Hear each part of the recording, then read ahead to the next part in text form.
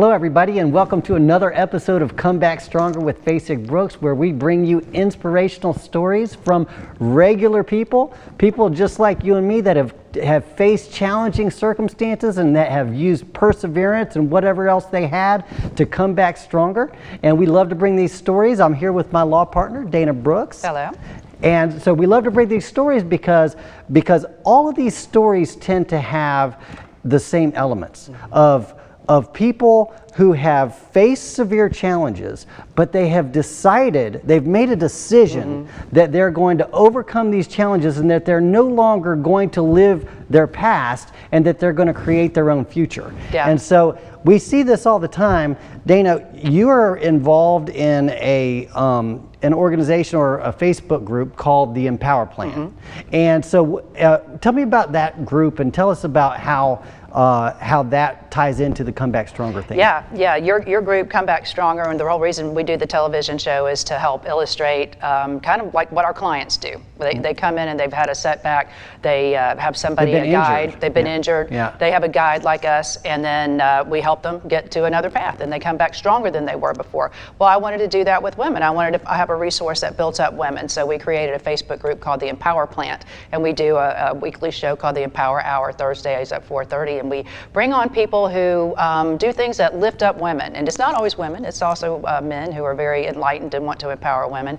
So that's how we found our guest today, Gabrielle Gabrielli. I love that name. Such a beautiful name. I love the name, Gabrielle Gabrielli. So good it they sounds named her very twice. romantico.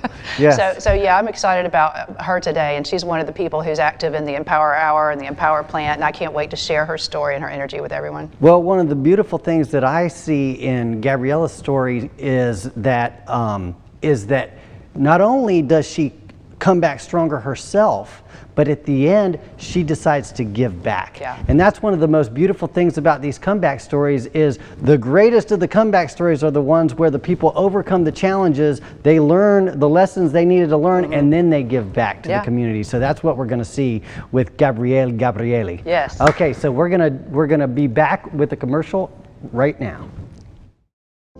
And you know what the insurance company offered him? $5,000. Really? He's completely blind, and they offer him $5,000. Ask him to sign a release. To a lot of people, especially when they're hurting and when they're down and when they're vulnerable, $5,000 is a life-changing amount of money. Yeah. And they're not looking at the value of what has been lost. They're not looking at what it would take to make that person whole, which is our job. Yeah. That's our job. Their job isn't. Their job is to save the insurance company money. Right. And they look at this person and they go, I bet $5,000 would get your full attention. Right. And they come in and they dangle it with a settlement release, and then once you sign it, you're done. You can't come back to us and ask us to wave a magic wand and make that go away. That can't go away. My client didn't accept the $5,000. We took him all the way to trial. We got a $5 million verdict. Welcome back, everybody, to Come Back Stronger by Basic Brooks, where we're giving you inspirational stories. And stay tuned for the interview with Kimmy Hogan and Gabrielle Gabrielli. Gabrielle Gabrielli, thank you for being here with us. Thank you for having me. So you are a boss babe. You run your own company, and you are the founder and president of a nonprofit organization. Tell me about the company first. My company is something I actually started when I was a teenager. Wow. And it started as a video production company. It kind of evolved into web design and development. And as my education progressed, I started doing what I'm doing now, which is really consulting work. I get to do everything from strategic planning to speaking, coaching. I have a leadership academy for professionals. I do a lot of training. I love what I do. Very cool. And you started the production company when you were a teenager. I was. We're going to get into your teenage years in a little bit, but that's cool. Tell me about your nonprofit. My nonprofit, I officially started about 6 years ago, but unofficially it was kind of coinciding with my company. And it started really as a desire to make a difference in the world of people who are differently abled. And so people who have disabilities. And I mainly do scuba, but I also buy adaptive bikes. Cool. I provide other resources, therapy, all kinds of different things for people who were in my program. And I also train people who don't have any disabilities, and they get to integrate with each other, and it's just a wonderful way for people to get to know people that they wouldn't have otherwise gotten to know. And through the ranks, people have risen. Right now, as a matter of fact, I'm really proud of this. About 2 weeks ago, one of my students who has paraplegia earned his dive master certification with Scuba Educators, and he's the very first diver with paraplegia to earn this prestigious of a certification. Wow, that's a big deal. Yeah, it's a really big deal. Well, very cool. What is the name of your nonprofit? It's Life Worth Leading, because I want people to lead their lives instead of just live their lives. And initially, I kind of kept the two worlds separate because I just compartmentalized and didn't think anyone would really want to know about my desire to help people in my business world. But what I learned really is that they're very much alike. It's about getting people out of their comfort zone. It's about getting people into their strength zone, helping them get to the next level, overcome fears, overcome insecurities. That's awesome. Life Worth Leading. Yeah. Well, wonderful. Well, as you know, our show is called Come Back Stronger. And so we know that you have a story to tell of how you got to where you are today. And so I'd like to start off by having you tell us about your childhood. So my childhood was very different probably than most people's. I grew up in the military, and my dad was an enlisted guy. So that's, lower on the chain of command than officers. So we kind of lived a meager lifestyle. I wouldn't say in the beginning that I knew we were poor. We lived in a trailer park in Panama City. We got by. It was fine. But then my parents got divorced when I was 12 years old. And everything changed at that time because my mother is Scottish, and she had the equivalent of an 8th grade education, no prior work experience other than back in the UK. Yeah. And so it was very challenging. We lived on $500, me, my brother, and my mother. Wow. And that had to pay, all the bills, which of course we couldn't do. Yeah. And so I just decided that I was going to do what I could to help. So I got a job at a young age and started helping pay the bills so that our electricity that was turned off would come back on. And, I just felt this responsibility to the family. Yeah. Is that where your production company grew out of, or was that more of a That was a passion little project? bit later. I think in the beginning, I was 12 years old. I just kind of knew that I had to do something to help the situation because it was pretty bad. Now, what was strange is that I lived half the year traveling Europe, living, I wouldn't say the good life, but a different life. With your dad? With my dad, backpacking across Europe by myself as a teenager. Wow. Not glamorous. I'm saying living on trains and youth hostels, camping, doing babysitting to earn money. So I lived this other life, and I never talked about to one parent or the other, what the other life was like. What was it like growing up having two different existences, basically? In hindsight, I'm thankful for the experience. Very thankful. I was able to travel and get to know other cultures, which is a passion of mine. Actually, now I've visited 87 countries so far. Wow. And so I love learning about other cultures. I love getting to know people who are seemingly different than me and finding those connections. I would say that, the poverty part was something that once I realized we were poor, once kids started teasing us for not having but one pair of jeans and basically me not eating to try to save money was very, very tiny. I was 48 pounds and 4'8" until the 8th grade. Wow. And I had multiple, sicknesses, and I was struggling in many ways, emotionally with what was going on with my mother, and physically from, the physical aspect of the unknown illness. Military doctors couldn't quite figure it out for a while. But So when you were younger, you had an illness that no one could figure out. How long did that go on for? it went on until we finally had a doctor who said she needs to go to an outside doctor. She needs to go to a specialist.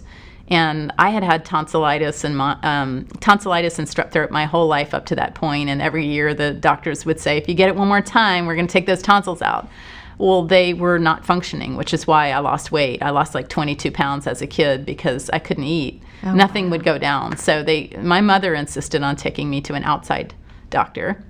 And he said in his 40 years of practice, there was the worst tonsils he'd ever seen. They were serving no purpose whatsoever, and they needed to come out. But unfortunately, I was very weak. Yeah. So they didn't know if I was going to survive the surgery. And I actually overheard nurses saying, because I was in the hospital for several days by this point, maybe even a week, I heard them saying, that poor little girl, I don't think she's going to make it. Oh my gosh. And so when I heard that, that was like, wait a second. Yeah. And I started fighting. So Well, we've got to go to a commercial break, but we'll come back to this when we get back. great. Wow, she is a very, very awesome woman.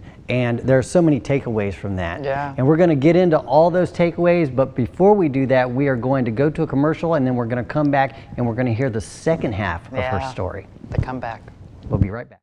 I went to lunch with one of my former clients the other day, and she's doing great. She took the money from her settlement and she started her own company buying and selling vehicles, which is really cool because she was in a car crash and then needed a new vehicle. And so now she's able to help other folks out.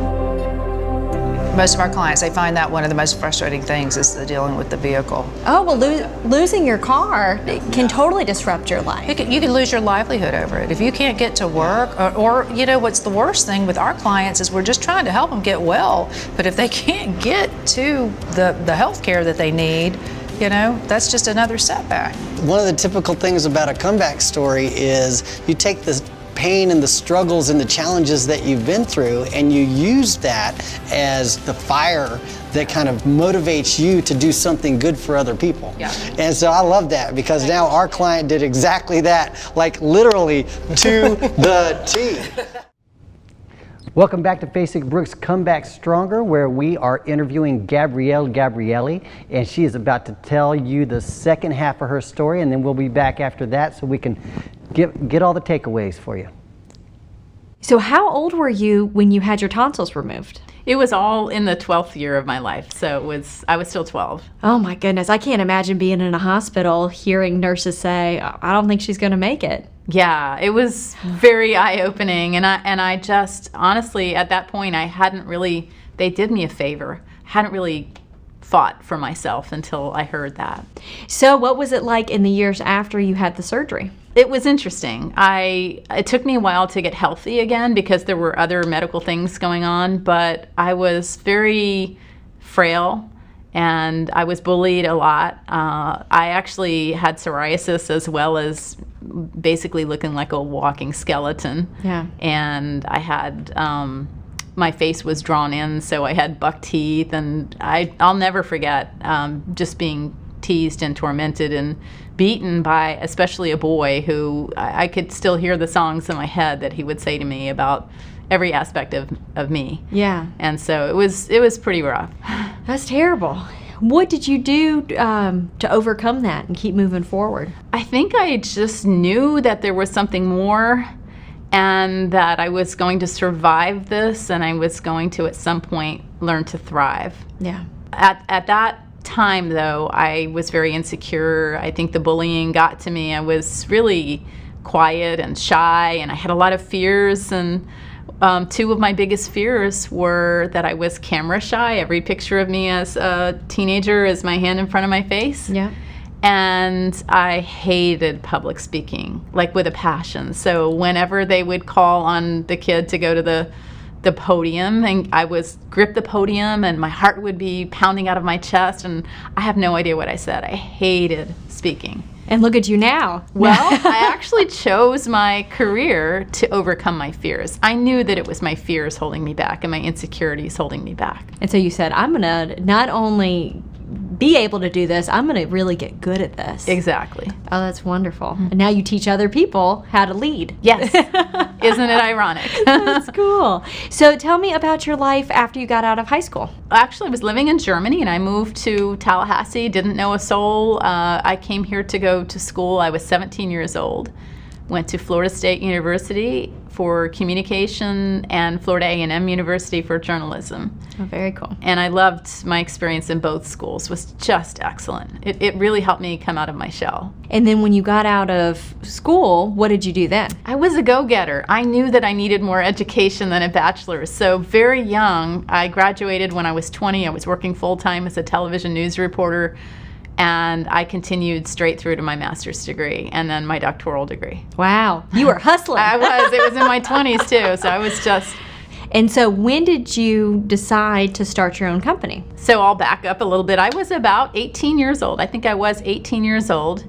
And I was working lots of different jobs. I was working 3 jobs totaling 72 hours a week, plus doing any freelance work that I could. And while you're in school? While I was in school. Not only was I in school, you talk about an overachiever. I don't recommend this to anyone. My first semester, I carried 21 credit hours. Wow. I had to get a signature to allow me to take that many hours. The second semester, I dropped it to 18, and then I got a little more stabilized in terms of not overachieving. So. Oh, that's wonderful, though. It worked out for you. So you started your production company at 18. I was 18 years old. I was already working in television, and I just saw a need. And so I bought a camera with a credit card because that's all I had. I didn't have any cash. I was barely making ends meet. Yeah. And that's when things got even more interesting, I would say. Well, tell us about that. So I had a roommate who basically moved out on me without telling me. And so we were splitting the rent, and suddenly I was responsible for her half of the rent, which I didn't have. And initially I got a cash advance on my credit card, which was a Discover card, which I've never had since then because it got me in a lot of trouble. Oh, yeah. So I managed to pay about 2 months before Discover cut me off, and then I had nothing. I was broke, and so I ended up homeless. Didn't even know it was called homeless. I lived in my car, and it wasn't until 10 years later that I learned that was called homeless. Seriously, I had no idea. Wow. I thought I have a roof over my head. I would shower at the college gyms. I would, just do what I needed to do. So you were living in your car, working 72 hours a week, carrying a full-time load, and just one foot in front of the other, just go. Keep going forward. And so how long were you living in your car for? It was 8 months that I was living in my car. I bet that's really affected your life view, right? To go through that experience and to know, even when things get rough, I'm still going to make it.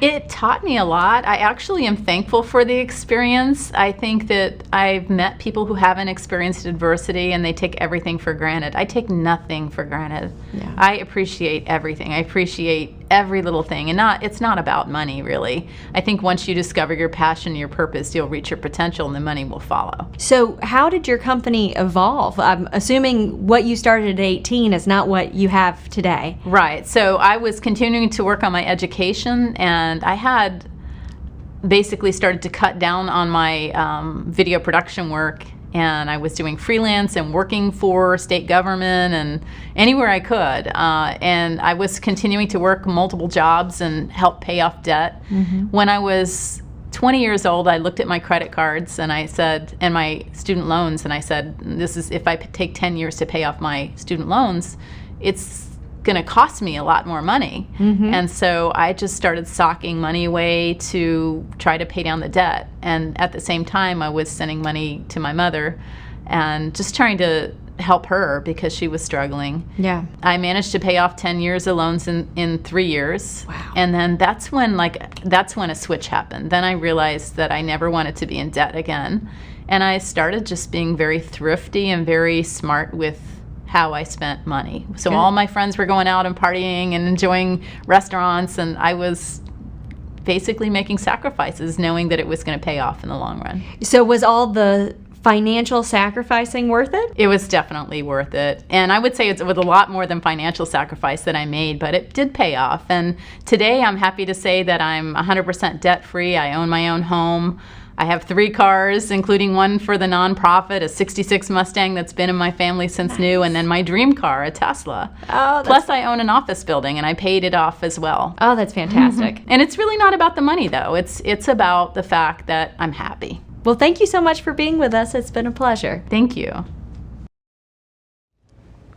My goodness. Going from homeless From Yeah. homeless to now owning her own office building, owning her own home, owning her own Tesla, 3 cars. Yeah. What an amazing story. Oh wow, she can be such an inspiration, and I'm so glad when we meet people like this and they come into our lives. I'm so grateful that they are willing to give back and to help other people, because she Yes. could just sit on that story and it'd just be an interesting thing to talk about at a cocktail party. Yes. But no, I mean, And she's facing her greatest fear Yeah. and coming right here on TV to tell her story. I absolutely love Yeah. it. Well, we're going to go to a commercial and we're going to come back with some more of the takeaways. I recently had a new client and she suffered a mild traumatic brain injury. Okay. And she had no idea what had happened that caused her to be injured. Gotcha. But it turns out she had fallen into a pit at an oil change station.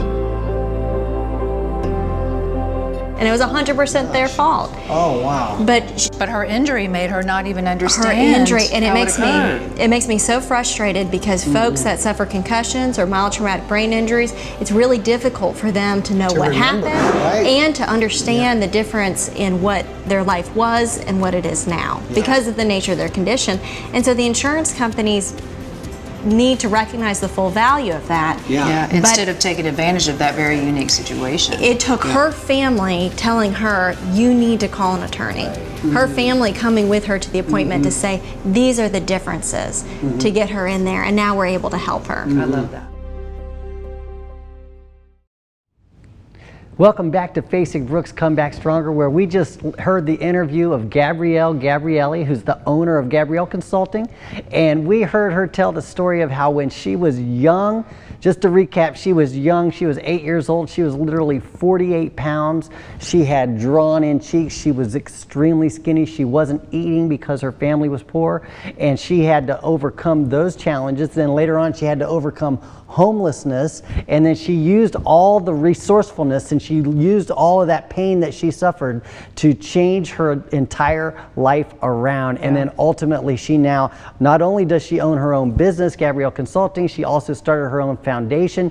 She also owns her own house, her own office, her 3 cars, completely debt free, and she is giving back to the community in a big, big way. Yeah. What were the big takeaways from Gabrielle's story? So many, and but I'm listening to this and I'm thinking of the other shows that we've done and the other guests, and there's a theme always. You talk about the guide and the impetus for change, but there are also these ACE events, these adverse childhood experiences that every single one of them have had. And if you look at the research behind that, if a child has so many of them, their trajectory is not good. The more you have, the worse it is. She had quite a few. You know, she had the divorced parents, she had the poverty, she had the insecure, food, insecure home, lots of travel, living 2 different lives. She had a very interesting childhood, but they were not congruent. They were, that's very difficult for a child to live 2 totally different environments. She was bullied. She was parentified. That's whenever children have to take on roles that are typically done by a parent, or a parent treats them as an adult or a co-parent. There's just so many of those things that if you really just looked at her objectively, she shouldn't be where she is right now. Right. You would have never predicted that. Yes. So let's think about that. Well, what is it? A lot of it is her conviction of character. I heard a lot of things from this woman that were really deep and profound that you could tell are things that she lives. She said, when you reach your passion and purpose, success and money will follow. That sounds like a trite little thing that you see on a bumper sticker or on a T-shirt or something, but no, she's living. She's actually living living that that. life. And her nonprofit, it's very interesting what she decided to call it.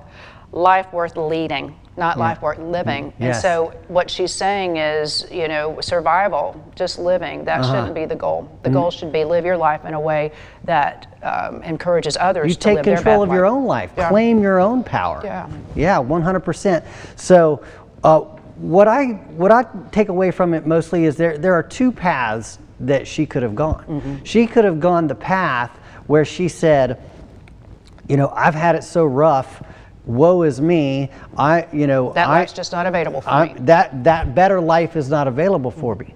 Or she could go the path that she chose, which is she said, no, there is something better for me. She was determined. She knew inside of her, there is definitely something better for me. And only I can make that happen. And that's exactly what she did. She reminds me of Maggie Cook. And what I've noticed from a lot of children that end up being super duper successful, like Maggie Cook and like Gabrielle, is that they use the challenging times that they went through to be resourceful. And they learn resourcefulness. And so that is something that they carry with them throughout their lives, and it becomes their greatest strength, even though when they were a child, it was their greatest weakness. It was something that was a burden to them that they've now turned into a strength, and almost like a weapon in their arsenal. What I thought was interesting, two things. Her business was founded on her fear. I love that. People, that is fascinating. you and I talk all the time. We're up in front of people, public, TV, She's deathly everything. afraid of public speaking. So was I. When I first did that. No, you weren't. Yes, I was. When I first did it. You were afraid of public speaking. Yeah, I did not know this. No, my legs would shake involuntarily. Oh my goodness. And so I learned to wear pants because Wow. it would just do that. I couldn't help it. I couldn't stop it. And so I realized, well, it's better for them to not literally see it. So I'd wear, if I was speaking at the legislature, if I was speaking in a mock trial, if I was, not in court, believe it or not, it was always in the things where I'm around peers, not jurors. I like regular people. But no, I used to have that. And somebody else I was talking to, I don't know if it was Carrie Roan or somebody else, she said she had that too. So, and you know what I did to overcome it? That is fascinating. Got my butt out there and did it. You know what the lesson is there is when you see somebody and they look all put together, they look like they have everything under control, they've got no fear, and they're coming in there confident, you don't know what that person's been through, you don't know what that person's going through. I would never have guessed that you had a fear of public speaking. Oh, I pull it off. The other thing though that I love about her is, what is the other thing she does with her spare time in this leadership nonprofit that she's done? She is helping people that a lot of people give up on. Yes. I for years had an uncle, I very much loved him, and he was quadriplegic from an auto accident lived 40 years. The whole time I knew him in a wheelchair. And I always liked it when people would take him hunting or take him out into the woods and let him be, and let him enjoy the things. So many people just forget about people with disabilities. And I love that she says, no, you can have everything. You can live a life worth leading. Life worth leading. You can be a leader. Yes. Not forgotten about, but a leader. I love everything about this woman. That's what it's all about. That's why we bring these stories. That's why we bring these comeback stories. Thank you so much for joining us. Remember to join our Facebook groups, Come Back Stronger in the Empower Plant, and we look forward to seeing you next week.